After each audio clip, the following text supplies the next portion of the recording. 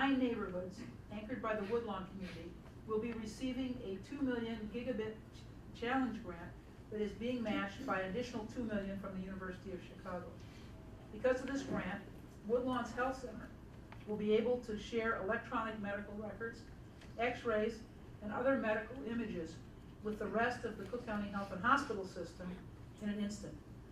Having our entire healthcare system linked up in this way means that many of the assessments and services that traditionally require a trip to a specialist at Stroger Hospital can soon be provided a couple blocks from home in that South Side neighborhood.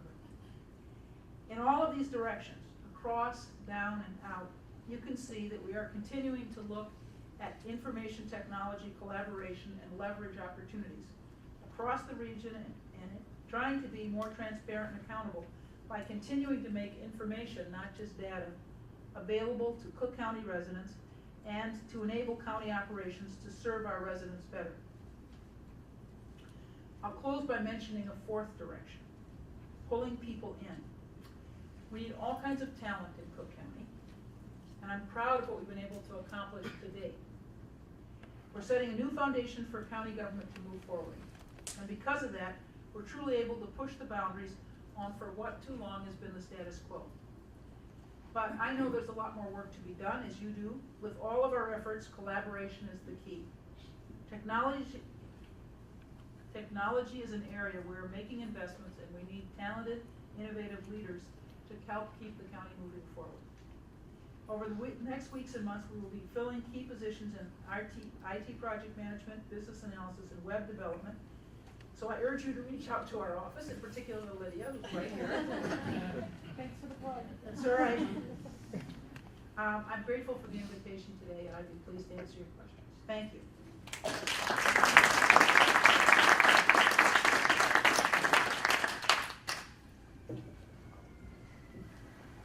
Yes, sir. My father, Leroy L. Shields, started the CAPS, Chicago Police Department's CAPS program. Sure enough, he was a commander in the police department. Exactly right.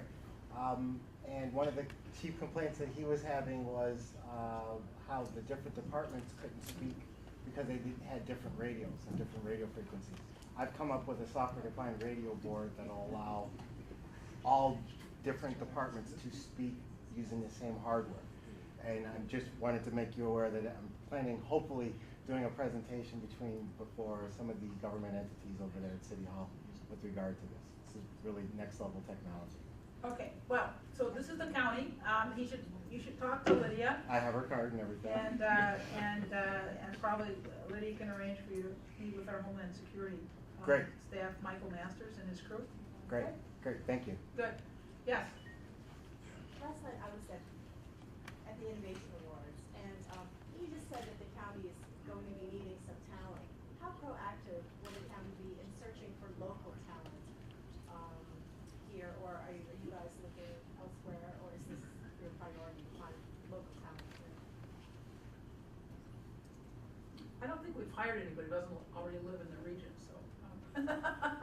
Yes, we're looking for local talent is the short answer. Yeah, Travis.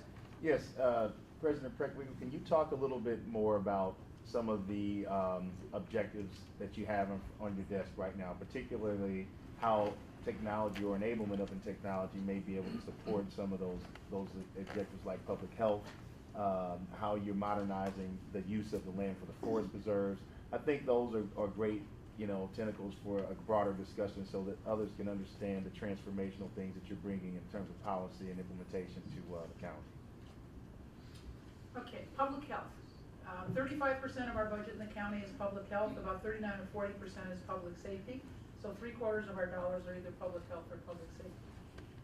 We're in the process of securing, we hope it'll come through in the next couple of weeks, a waiver, it's called an 1115 waiver for the Medicaid program to enable us to start enrolling now people who will be eligible for Medicaid in January of 2014 under President Obama's Affordable Care Act. In order to do that, in order to implement that waiver, we're going to have to enroll and begin serving very quickly as many as possible of the uninsured pool of 250,000 people in Cook County.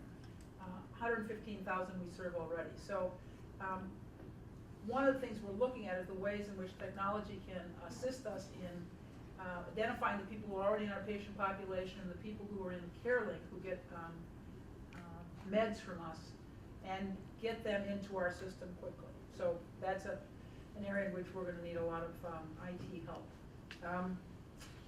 What was the second part of your question? Forest Preserve, Forest I was Preserve. using that, yes. You know, although I'm president of the board of the Forest Preserve District, the truth is that most of my time gets focused on the county. What the Forest Preserve is doing at the moment is a lot of planning around the future of the Forest Preserve District. This is our 100th anniversary. We were the first Forest Preserve District in the country. We have almost 11% of the land in the county, which is an extraordinary amount. So we're not only the first Forest Preserve, I think we're about the biggest as well. And so we're doing planning kind of for the next 100 years about how we're going to use this resource. And one of the things we've been doing is trying to use our Forest Preserve website to get out more information about the resources of the Forest Preserves. Where they are, you can go and find out which one is closest to you. You can find out what the activities are that are planned for the month across the district. We have done, I think, a good job of ratcheting up the profile of the Forest Preserve District in the last couple of years, but we still have a long way to go, particularly for people in the city who don't know that we have a Forest Preserve District, let alone where the nearest forest preserves are. So we're trying to use our website in the Forest Preserves to make more people aware of the fact that the Forest Preserves are there and the activities that go on there. So that one's really kind of outreach. Yeah. Great presentation, could be directly from you. Oh, I'm sorry. There's a different little order. Yes. Go ahead. My name is Pam McElvain with Diversity MBA, and I definitely want to thank you, President Preckwinkle, for supporting me. I heard just an hour ago an incredible innovation panelist speak, and your CIO was on there. First, I want to say I was shocked to see that the work that Cook County has to do in technology and the movement that you have begun to make. The question I wanted to ask you with, clearly you're moving strategically and with your new CIO, but I heard a lot of innovation, and I was wondering, would you consider, if you haven't considered already, a think tank around some of the kinds of solutions that companies like Motorola and Accenture have brought to the table to streamline technology as well as increase their ROI, but a think tank of companies that can come and support your objectives and initiatives, because I can see over the past 2 decades nothing has happened in technology. Well, I suggest you talk to Lydia. She's welcome to set up whatever kind of advisory groups she feels are helpful in achieving her mission. So talk to her. All right, sir. Yeah, well, great presentation. Good to hear from technology savvy Cook County president. So the great technology president. Well, my question is. People who work for me. I have a cell phone that I only make calls on. So I'm going to make. Well, question is, we are investing so much in infrastructure, in the broadband and the access, but to use all those technology, what are we doing investing in our citizens? How to use it, how to create new opportunities. So do you have plans and investments in citizens? So you're talking about the digital divide. The truth of the matter at the moment is we're stuck on the fiber optic cable and that part of the system. And unfortunately, this is a class-related issue, right? It's education and class. Who has the understanding this is important and who has the money to get the hardware that they need. You know, so I live in a household where both my daughter and my husband have computers. I don't. My daughter and my husband have computers, but you know, what percentage of our households have one computer, let alone several? I mean, that doesn't count my daughter's laptop and you know, her phone and all the rest of the stuff that her iPod and all the other stuff that she has. But anyway, you know, this is a real This is a real problem in our society, and it's not something that the county has begun to address. We're just trying to put the foundation in place. So that's as far as we've gotten, frankly. Tony, thank you again for your leadership and your sense of urgency in these matters, and your command of the facts are very impressive. Just before I ask my question, I will make a comment that I know that one of the things that's combining in the city and the county is human capital development. And I believe your chief has gone on to now head up both the combined program of both county and city programs that deal with training and development and meeting the needs of employers and those types of things.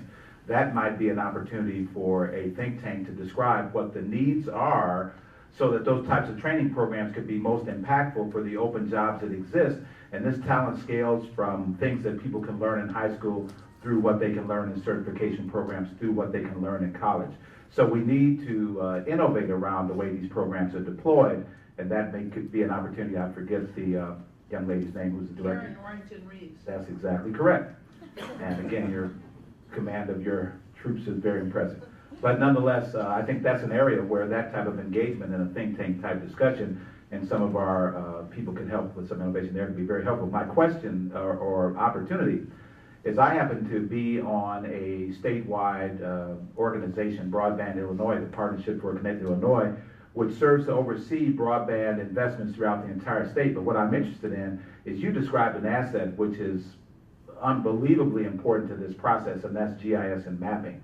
You have to know where the fiber is in order to leverage that fiber. And one of the real challenges is what you point out, is that a lot of our towns and collar counties in those areas have no clue where that kind of fiber is. I'd love to see your GIS resource be applied to fiber mapping, and we have some folks from our organization in the room today which should follow up to make sure that that tremendous asset is used to map where fiber is in both the county, the collar counties in those areas, and make that aware to people in our municipalities so that they can think of ways of leveraging that for the kind of deployment issues that have been described in this conference. Okay, that's a to-do for Lydia. All right, thank you. Okay? President Yes, sir. Tony, I know how important education is to you, obviously, from long as an educator. Right. And I look at this summit we're having, we're talking about innovation, technology innovation, and I'm certain you recognize that the underserved, Right. that you mentioned that, alluded to that, are not capable of having access to data. Is there some consideration to how we resolve that solution around the county and the city combined to improve the connection between those underserved students that will advance our education process? Right, well, there are two institutions that could be immensely helpful in this. One is our public schools, of course, and the others are public libraries. And the county doesn't really have anything to do with either of those. Those are local municipal functions. But, you know, I think our libraries are moving toward being, you know, IT centers and not simply book centers. Okay. So a lot of our public libraries have access to computers and you know, can help kids learn how to use them, although it's usually the kids that are teaching the adults how to use them. So I guess through public education and public libraries, that's the access point for people who don't have the resources at home to have their own, you know, computers or laptops or whatever. And again, those are the responsibilities of our cities and towns and villages, and it's not what the county takes on. Okay. Yeah. Other questions? All right. President Pressfield, Thank you all.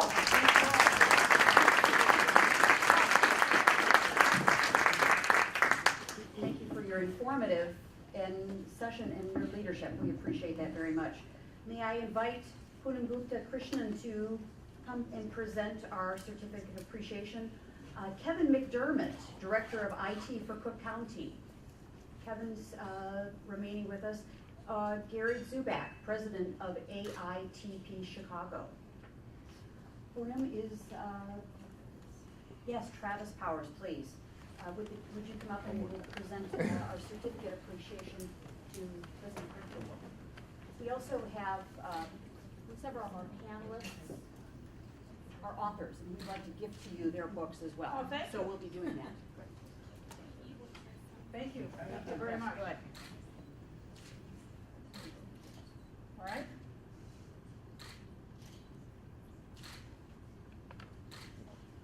Thank you very much. All right, thank you very much.